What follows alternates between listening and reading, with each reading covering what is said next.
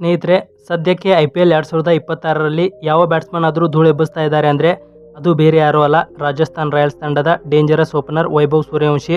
ಇನ್ನು ಕ್ರೀಸ್ಗೆ ಬರೋದು, ಸಿಕ್ಸರ್ಗಳ ಮಳೆ ಸುರಿಸೋದು ಈ ಯಂಗ್ ಪ್ಲೇಯರ್ಗೆ ಒಂಥರ ಹವ್ಯಾಸ ಆಗಿಬಿಟ್ಟಿದೆ. ನಿನ್ನೆ ಲಕ್ನೋ ಸೂಪರ್ ಜೈಂಟ್ಸ್ ವಿರುದ್ಧ ನಡೆದ ಮ್ಯಾಚ್ನಲ್ಲಿ ವೈಭವ್ ಕೇವಲ 93 ರನ್ಗಳ ಭೀಕರ ಇನ್ನಿಂಗ್ಸ್ ಆಡಿ ಇಡೀ ಕ್ರಿಕೆಟ್ ಲೋಕವೇ ತಲೆ ಕೆಡಿಸಿಕೊಳ್ಳುವಂತೆ ಮಾಡಿದ್ದಾರೆ.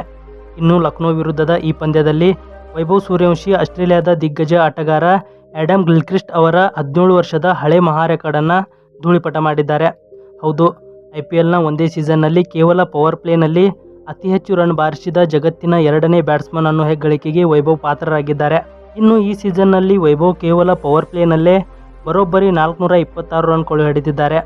ಆ ಮೂಲಕ 2009ರಲ್ಲಿ ಆ್ಯಡಮ್ ಗಿಲ್ಕ್ರಿಸ್ಟ್ ಡೆಕ್ಕನ್ ಚಾರ್ಜರ್ಸ್ ಪರ ಮಾಡಿದ್ದ 382 ರನ್ಗಳ ರೆಕಾರ್ಡನ್ನು ಈಗ ಇತಿಹಾಸ ಸೇರಿಸಿದ್ದಾರೆ.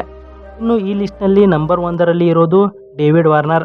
ಇನ್ನು ಅಷ್ಟೇ ಅಲ್ಲ, ಈ 93 ರನ್ಗಳ ಭರ್ಜರಿ ಬ್ಯಾಟಿಂಗ್ ನೆರವಿನಿಂದ ವೈಭವ್ ಸೂರ್ಯವಂಶಿ ಒಂದೇ ಏಟಿಗೆ 7 ಬ್ಯಾಟ್ಸ್ಮನ್ಗಳನ್ನು ಧುಮುಕಿ IPL 2026ರ ಆರೆಂಜ್ ಕ್ಯಾಪನ್ನು ತಮ್ಮ ತಲೆಗೆ ಏರಿಸಿಕೊಂಡಿದ್ದಾರೆ.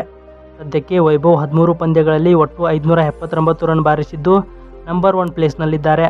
ವಿಶೇಷ ಅಂದರೆ ಈ ಸೀಸನ್ನಲ್ಲಿ ಅವರ ಸ್ಟ್ರೈಕ್ ರೇಟ್ ಬರೋಬ್ಬರಿ 236.33 ಇದೆ. ಇದರಲ್ಲಿ 50 ಬೌಂಡರಿ ಮತ್ತು 53 ಭೀಕರ ಸಿಕ್ಸರ್ಗಳು ಸೇರಿವೆ.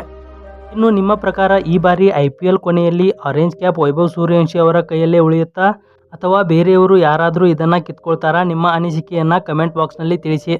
ಇನ್ನು ಕ್ರಿಕೆಟ್ನ ಇಂತಹುದೇ ಲೇಟೆಸ್ಟ್ ಅಪ್ಡೇಟ್ಸ್ಗಾಗಿ ನಮ್ಮ ಚಾನಲ್ಗೆ ಸಬ್ಸ್ಕ್ರೈಬ್ ಆಗಿ. ಧನ್ಯವಾದಗಳು.